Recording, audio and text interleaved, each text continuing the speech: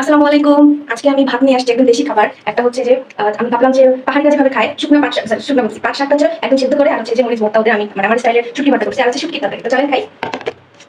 প্রথমে ওদের মতো করে আমি একটু শাক নিলাম। শাকের ভিতরে ভর্তা নেবো। নেই। বিসমিল্লাহ। হুম, খুবই মজা। এখন শুটকিটা টেস্ট করি। শুটকিটা হচ্ছে কাঁঠালের বিচি তুষারটা দিয়ে করছি। হুম, মজা। খুব মজা হচ্ছে আজকের খাবারটা। বুঝতে দেখেন। আমার কাঁঠালের বিচি খুব পছন্দ করি। হুম, ওরা অমৃত। একটু খাবে? আমরা শাক নেবো।